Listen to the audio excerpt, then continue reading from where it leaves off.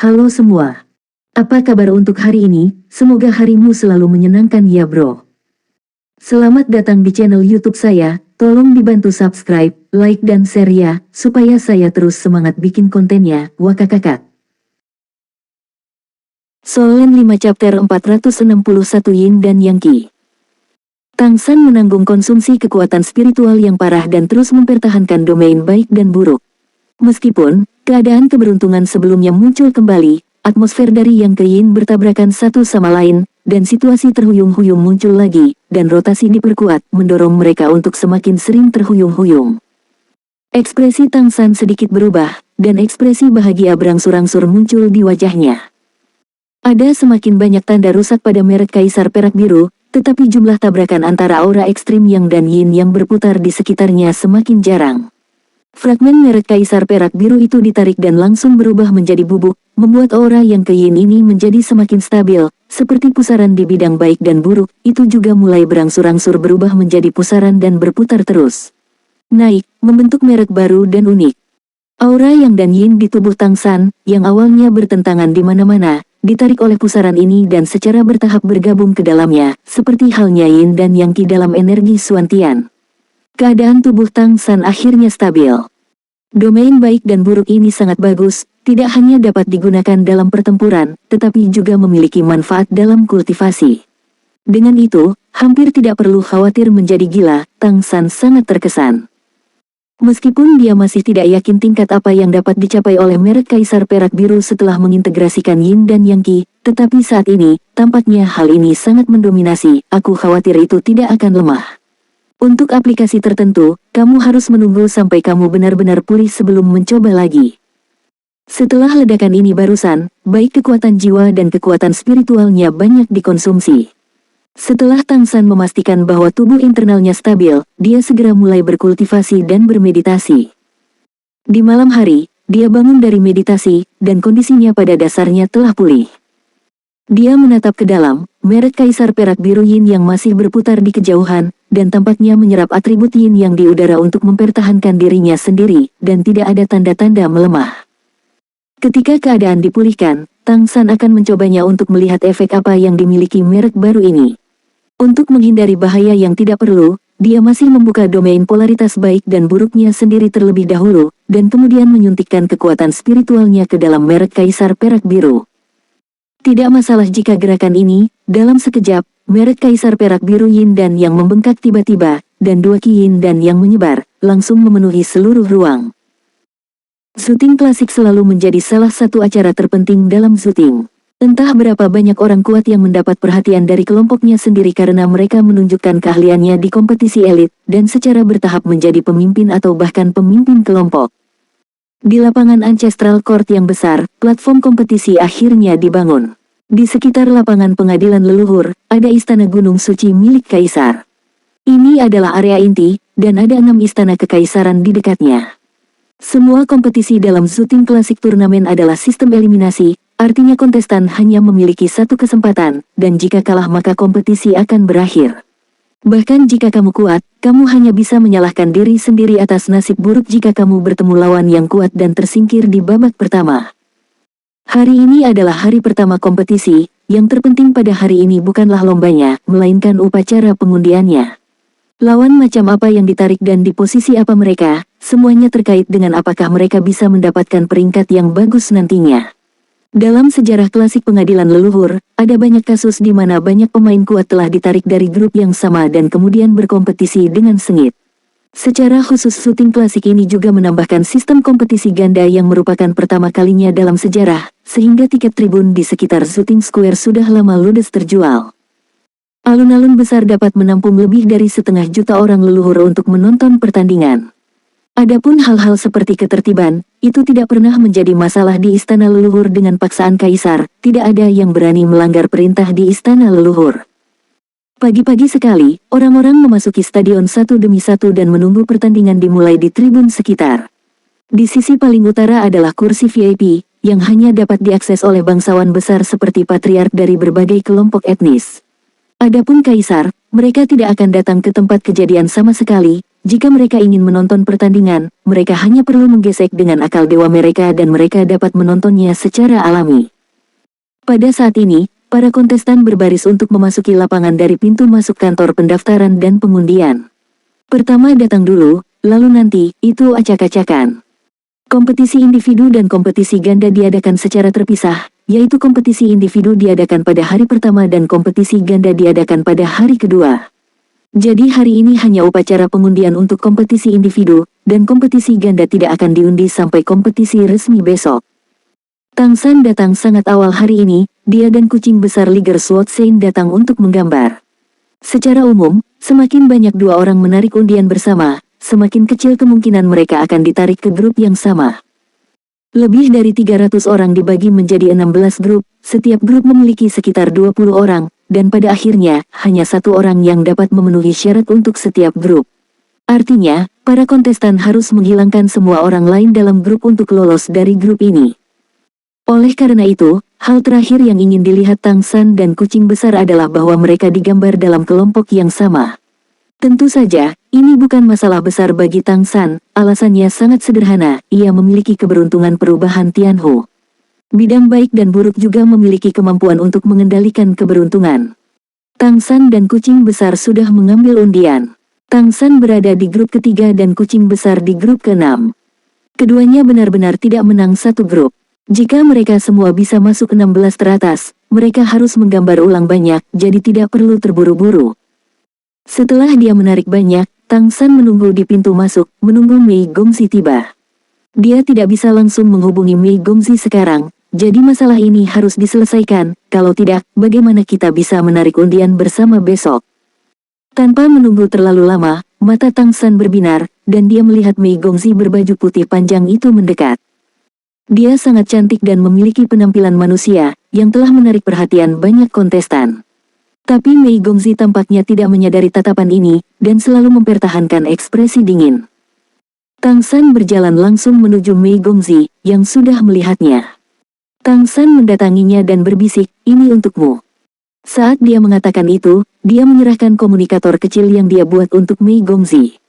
Saat kedua telapak tangan bersentuhan, kekuatan keberuntungan diam-diam disuntikkan ke Mei Gongzi oleh Tang San.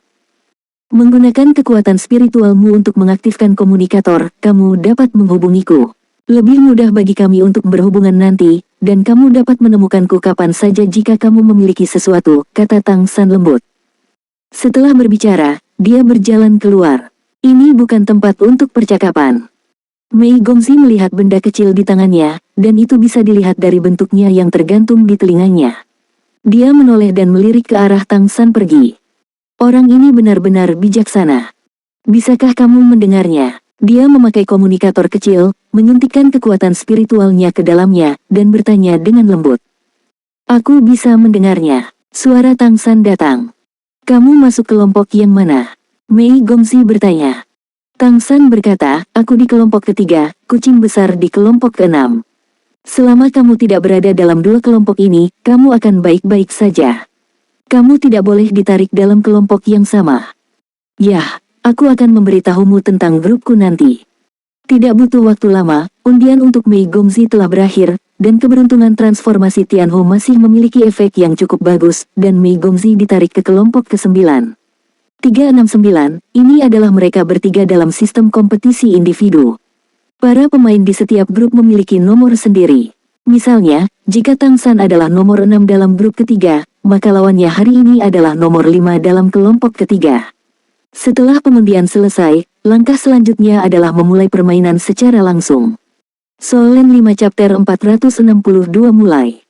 Setelah setengah dari kontestan tersingkir dalam kompetisi hari ini, di babak berikutnya, kontestan bernomor yang tersisa di grup yang sama akan bersaing secara berurutan sampai hanya ada orang terakhir yang tersisa di grup itu. Pukulan komurni semacam ini tidak diragukan lagi yang paling kejam, tetapi juga memiliki keuntungan bahwa tidak ada taktik untuk dibicarakan, itu adalah mengalahkan lawan. Para kontestan tampil di 3 panggung kompetisi besar dengan diameter 200 meter, ada pemain di panggung pada saat yang sama, mereka adalah 6 pemain teratas pada undian grup pertama. Kelompok 1 melawan kelompok 2 orang, kelompok 3 orang melawan kelompok 4 orang, dan kelompok 5 orang melawan kelompok 6 orang. Hal yang sama berlaku untuk game-game berikutnya. Hari ini adalah babak knockout pertama, dan waktu permainan pasti akan menjadi yang terlama, karena ada lebih dari 100 pertandingan yang akan dimainkan. Kapan permainannya selesai? 3 meja kompetisi dimainkan pada saat yang sama, ketika kompetisi di mana tabel kompetisi selesai, pasangan pemain berikutnya akan naik ke atas panggung, dan tidak ada jeda di antaranya. Aturan permainannya sangat sederhana, yaitu tidak ada aturan. Kamu dapat menggunakan senjata apapun, dan jika kamu memiliki artefak, itu adalah kemampuanmu. Salah satu pihak mengakui kalah, tiada, atau jatuh dari meja untuk dihitung sebagai kalah dalam permainan. Permainan benua Falan sangat sederhana, menghemat waktu paling banyak. Pada saat ini, 6 kontestan di grup pertama telah naik panggung. Tidak ada dari mereka yang berasal dari klan yang sama, tetapi ada semua jenis klan, tetapi mereka pasti klan yang kuat. Setiap meja kompetisi memiliki Feng Hao Duoluo tingkat dewa sebagai wasit. Tentu saja, sebagian besar waktu, wasit hanya bertanggung jawab untuk mengumumkan dimulainya permainan dan pemenang permainan. Percikan bertabrakan di game pertama. Mereka yang berani berpartisipasi dalam kompetisi pada dasarnya adalah Feng Hao Duoluo dengan basis kultivasi tingkat 9 dan garis keturunan tingkat ketiga atau lebih tinggi. Sejak awal, ada aura yang kuat. Untuk sesaat, aura darah pada 3 tahap kompetisi tampak naik ke langit. Setiap kontestan tahu bahwa ini adalah waktu terbaik untuk menunjukkan diri mereka, dan apakah mereka bisa mendapatkan lebih banyak sumber daya untuk mencapai tingkat dewa dalam waktu dekat tergantung pada kinerja mereka kali ini. Selama dia bisa lolos di grup, dia pasti akan menjadi bakat yang dikultivasikan oleh semua etnis. Jika bisa lebih jauh, itu akan lebih menakjubkan. 3 besar terakhir, yaitu kebanggaan langit. Tang San ada di sudut ruang tunggu, dan kucing besar itu ada di sana. Agar tidak membiarkan dirinya ditunjuk oleh kontestan lain, kucing besar yang kekar itu mengenakan jubah besar. Tang San berdiri di samping kucing besar itu, pada dasarnya terhalang oleh tubuhnya, sehingga sulit untuk menarik perhatian. Dari sudut pandang mereka, yang mereka lihat adalah permainan di panggung 1. 2 kontestan di panggung 1 berasal dari 2 populasi yang sangat kuat. Yang di sebelah kiri adalah pria kuat dari klan Monster Phoenix, dan pemain pria di sebelah kanan adalah pria kuat dari klan Ruijin, monster roh dari kerajaan Richen, penguasa elemen emas, level kedua garis keturunan. Seharusnya tidak ada ketegangan dalam hasil pertandingan ini. Atribut keduanya terlalu jelas, bisik kucing besar itu. Semua orang tahu bahwa api mengalahkan emas, belum lagi klan iblis Phoenix bukan hanya atribut api, tetapi juga garis keturunan tingkat pertama, dan klan Ruijin adalah garis keturunan tingkat kedua. Dalam kasus basis kultivasi yang sama di kedua sisi, atribut dan latar belakang menentukan banyak hal. Tentu saja, akan ada banyak perubahan di tempat, dan tidak ada yang bisa mengatakan bahwa mereka pasti akan menang, tetapi secara relatif, klan monster Feng Huang harus memiliki tingkat kemenangan yang jauh lebih tinggi. Mungkin tidak mudah untuk berani datang ke kompetisi, mari kita lihat, kata Tang San dengan suara rendah.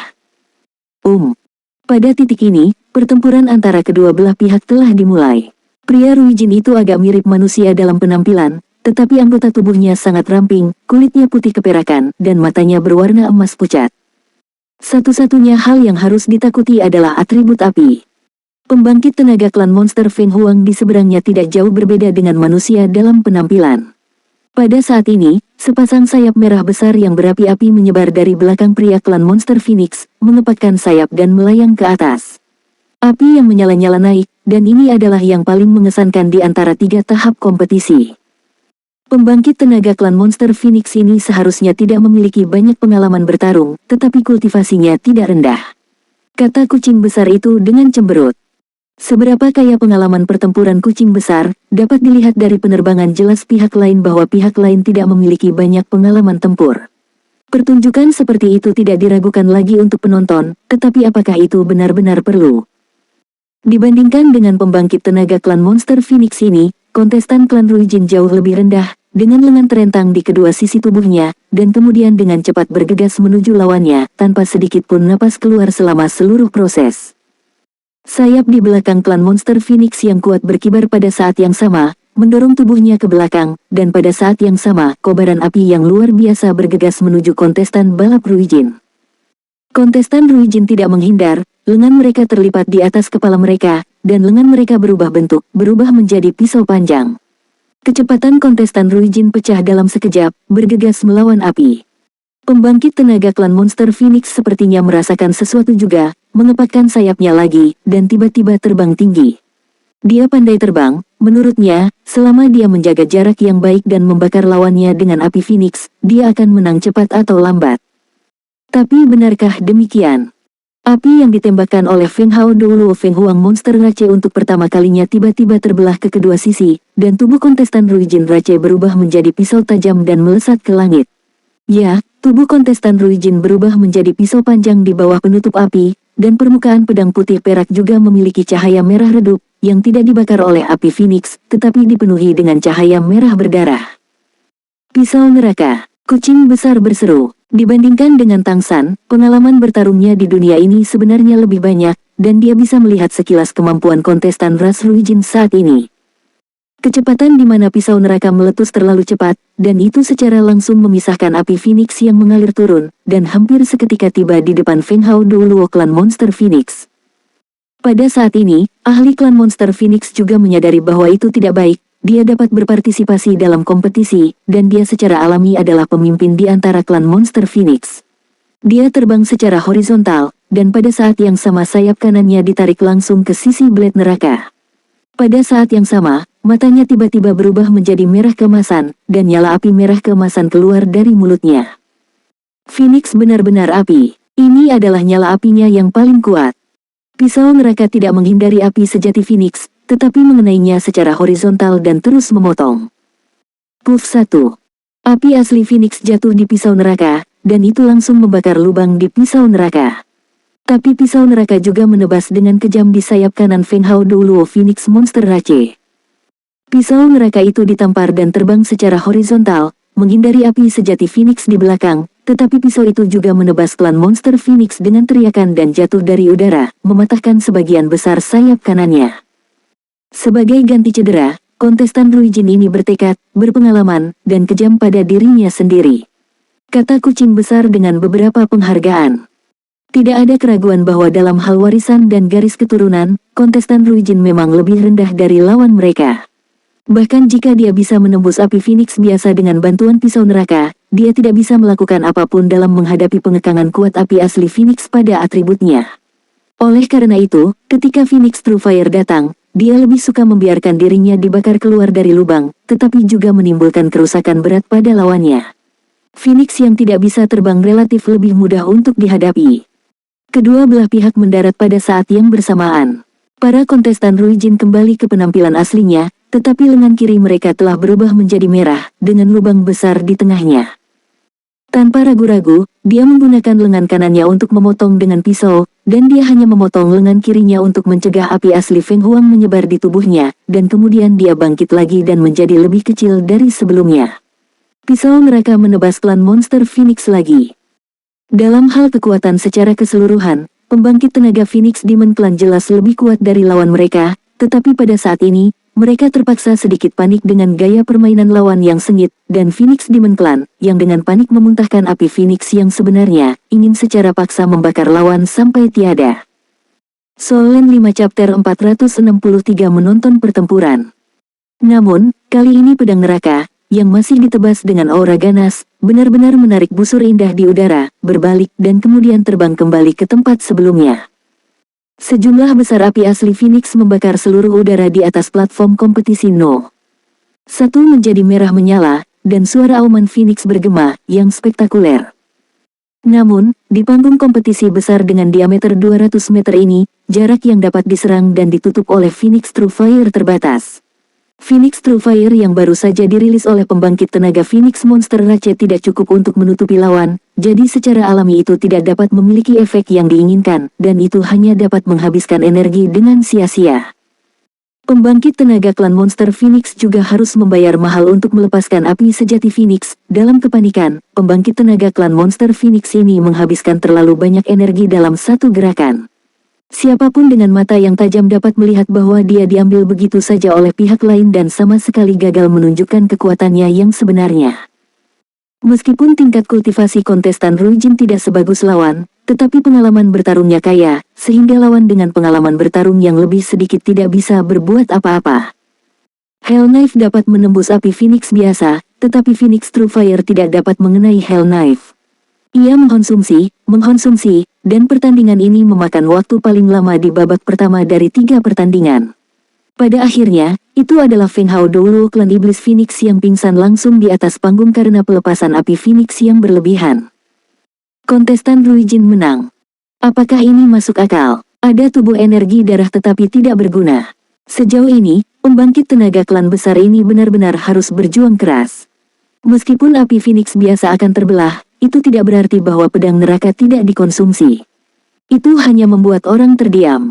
Alih-alih aku, selama kamu menggunakan penjaga api nyata Phoenix pada saat yang paling kritis, dan kemudian menggunakan kelompok api untuk mengendalikan lapangan, kontestan Ras Ruijin akan menyerah atau menjadi halus, tidak ada kemungkinan lain, kucing besar berkata dengan jijik. Tang San tersenyum dan berkata, bagaimanapun, pewaris klan yang kuat ini berbeda darimu. Mereka belum mengalami pelatihan nyata, dan tidak peduli seberapa kuat mereka tidak dapat benar-benar menunjukkan kekuatan mereka. Pengadilan leluhur diadakan kompetisi elit, seharusnya membantu mereka meningkatkan aspek-aspek ini. Kucing besar berkata, jika semuanya pada level ini, maka aku benar-benar memiliki kepercayaan diri untuk mencapai 3 besar. Tang San berkata, jangan gegabah, pasti ada Feng Hao Douluo yang nyata. Mari kita lihat. Mungkin Tang San beruntung, atau mungkin itu ramalan. Pertandingan berikutnya di panggung nomor 1 segera membuat ekspresi mereka khusyuk. 10 detik.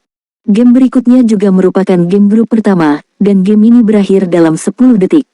Pemenangnya adalah naga yang kuat, dan para penonton bahkan tidak melihat iblis naga seperti apa dia, dan permainan berakhir. Itu adalah penghancuran kekuatan murni. Dia mulai mengumpulkan kekuatan dari saat dia naik ke atas panggung, dan ketika wasit mengumumkan dimulainya permainan, dia melemparkan pukulan dan bahkan membuat pukulan. Lawan bahkan tidak memiliki kesempatan untuk menghindar, dan dilempar keluar dari panggung, dan permainan berakhir. 10 detik menghitung waktu mereka di atas panggung. Klan Naga, Tang San benar-benar jarang menghadapi klan ini setelah datang ke dunia ini. Pembangkit tenaga naga raja ini tidak terlihat sangat tinggi, hanya lebih dari 2 meter, tetapi ketika kekuatannya meledak, momentum mengerikan seperti tsunami gunung dan tsunami benar-benar mengejutkan penonton. Kaisar Iblis Kristal adalah klan naga, tetapi ketika menghadapi Tang San, semua kemampuan yang dia tunjukkan disalin dari kemampuan Feng Hao Douluo lainnya, dan dia tidak menunjukkan karakteristik klan naga. Klan naga macam apa itu? Klan naga tidak terlihat sebesar klan beruang. Tanya Tang San curiga sambil menatap kucing besar di sampingnya. Kucing besar itu berkata, klan naga adalah kelompok yang relatif istimewa, begitu pula klan Phoenix. Sebelum mereka berkultivasi ke tingkat dewa, mereka pada dasarnya dalam bentuk manusia. Kemungkinan keduanya dipromosikan ke tingkat dewa sangat tinggi. Begitu mereka menerobos dan keluar, maka ini benar-benar berbeda. Mereka akan memiliki 2 bentuk, naga dan manusia. Pembangkit tenaga naga barusan harus menjadi garis kekuatan utama. Ada banyak cabang keluarga naga, masing-masing tidak banyak, dan naga memiliki banyak cabang, atribut yang berbeda juga akan kawin, sehingga sulit untuk menentukan atribut apa yang diasalkan oleh keturunannya dan apakah mereka bermutasi. Kecuali jika itu adalah pembangkit tenaga naga yang relatif terkenal, tidak mudah untuk benar-benar menilai atribut keluarga naga. Setelah mendengarkan kata-kata kucing besar, Tang San akhirnya memiliki pemahaman yang lebih intuitif tentang klan naga. Permainan berlanjut. Di antara permainan yang mereka lihat, yang paling mengejutkan adalah yang dimainkan oleh pemain naga sebelumnya. Pembegalan satu tembakan benar-benar menarik perhatian. Pada 3 tahap kompetisi, kecepatan menentukan hasil setiap pertandingan cepat atau lambat, dan sebagian besar relatif cepat. Bahkan jika mereka semua adalah Feng Hao Douluo peringkat 9, kekuatan mereka akan bervariasi karena spesies yang berbeda dan atribut yang berbeda. Nukutnya seperti itu, ketika kamu menggambar lawan yang kuat, kemungkinan kamu telah kalah dalam permainan tanpa memiliki kesempatan untuk melawan. Tapi seiring berjalannya permainan, jarak antara kekuatan lawan akan menjadi semakin kecil. Bagaimanapun, mereka semua telah menang sepenuhnya, dan jika mereka benar-benar dapat mencapai akhir, bahkan jika ada unsur keberuntungan tertentu, mereka kekuatan benar-benar tidak lemah.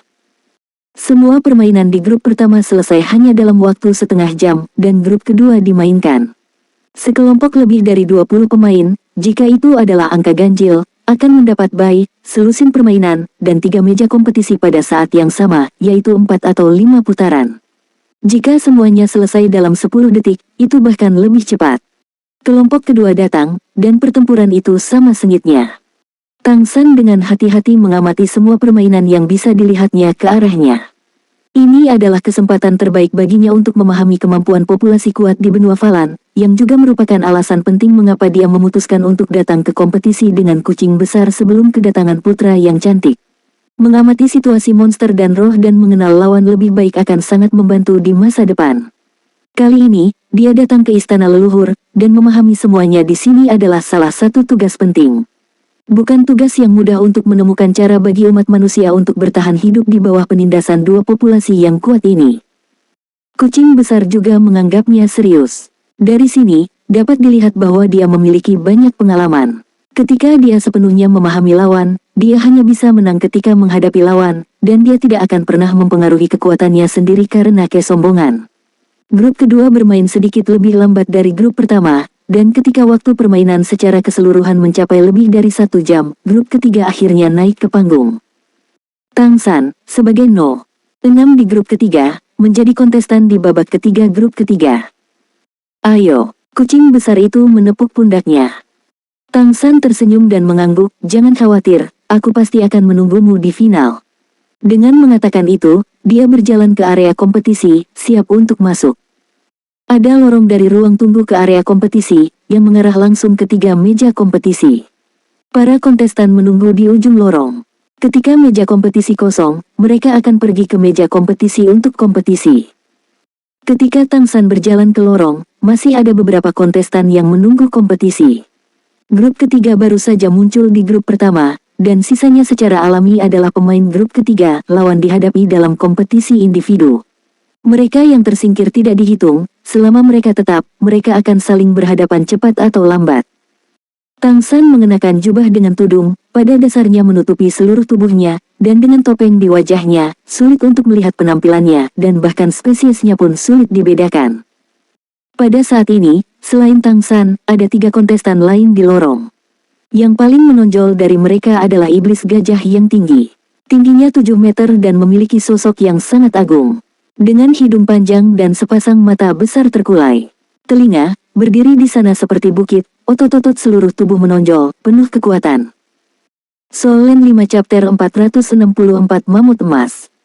Tang San dulunya memiliki merek Elephant Monster, dan dia akrab dengan keluarga target, yang di depannya jelas bukan monster gajah biasa. Iblis gajah biasa hanya memiliki garis keturunan tingkat ketiga, dan bahkan yang lebih lemah memiliki garis keturunan tingkat keempat. Dan monster gajah ini memiliki 3 gading yang menonjol di setiap sisi mulutnya, kulitnya coklat, dan rambutnya berwarna emas gelap. Mammoth. Kontestan ini adalah powerhouse dari klan Mammoth. Peringkat ke-7 di antara Great Demon Kings adalah patriark dari Mammoth Clan, Golden Brilliant Mammoth Great Demon King. Oleh karena itu, kontestan di depannya tidak diragukan lagi adalah Feng Hao dulu garis keturunan tingkat pertama yang sebenarnya. Iblis raksasa ini memiliki sikap yang tenang, hidungnya yang besar berkedut lembut, matanya sedikit menyipit, seolah-olah dia sedang memejamkan mata dan beristirahat, bahkan tidak melihat kontestan lain di sekitarnya. 2 kontestan lain di samping Mammoth jauh lebih rendah daripada Mammoth, tetapi yang satu tingginya 3 meter, dan yang lainnya lebih dari 2 meter. Mereka tidak memperhatikan Tang San yang datang di belakang, tetapi fokus pada monster raksasa itu. Jelas, mereka tidak ingin raksasa ini menjadi lawan mereka di pertandingan berikutnya. Berapa jumlah Mammoth? Ini adalah pertanyaan yang mereka pikirkan di dalam hati mereka. Tetapi tidak peduli bagaimana kamu mengatakannya, selama kamu berada di kelompok yang sama, kamu harus menghadapinya cepat atau lambat. Terlihat dari wajah murung mereka yang menghadapi iblis raksasa ini, kecil kemungkinannya untuk menang. Tunggu saja dengan tenang dan diabaikan oleh lawan. Tang San berjalan diam-diam ke sekitar mereka, dalam pertandingan yang akan datang, lawannya seharusnya bukan Mammoth Demon. Ini dia yakini oleh keberuntungannya sendiri. Tentu saja, bahkan jika itu bukan apa-apa, masih ada ruang untuk merek garis keturunannya sendiri, dan jika lawannya benar-benar raksasa ini, itu bukan apa-apa. Adapun iblis raksasa ini, darahnya sangat cocok untuknya, lagi pula keluarga ini terkenal dengan tubuhnya yang kuat, mungkin akan sangat bermanfaat di masa depan. Terlebih lagi, kamu harus menghadapinya cepat atau lambat, dan itu juga akan banyak membantu untuk memperkuat visimu. Grup ketiga nomor 3 dan 4 memasuki kompetisi. Pada saat ini, suara staf datang.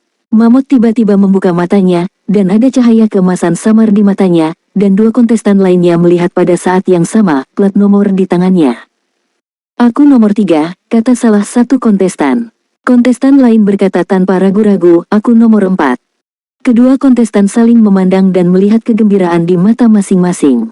Ya, lawan mereka satu sama lain, bukan mamut yang perkasa. Tang San mau tidak mau menunjukkan ekspresi heran di wajahnya. "Bagaimana dengan keberuntunganku? Mengapa lawanku raksasa ini? Aku beruntung." "Tidak, tidak benar. Aku menggunakan bidang nasib baik dan nasib buruk sebelumnya, ada nasib baik dan nasib buruk. Tampaknya ketika kamu meningkatkan keberuntunganmu, kamu dapat menggunakan bidang baik dan buruk untuk meningkatkan keberuntunganmu lebih tinggi, tetapi efek negatif juga mungkin terjadi."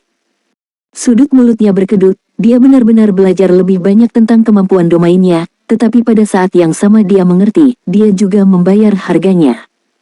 Ini hanya pertandingan pertama, dan dia akan menghadapi Feng Hao Douluo garis keturunan tingkat pertama, dan dia masih keturunan Kaisar Iblis yang hidup. Ini bukan berita baik. Ada juga perbedaan antara garis keturunan tingkat pertama, jika itu adalah garis keturunan tingkat pertama yang diwarisi oleh Kaisar Iblis yang masih hidup, itu pasti akan lebih kuat daripada garis keturunan tingkat pertama yang tidak memiliki kaisar. Ada Kaisar Iblis besar di atasnya, dan mereka akan mendapatkan banyak bantuan dalam hal sumber daya dan kekuatan garis keturunan.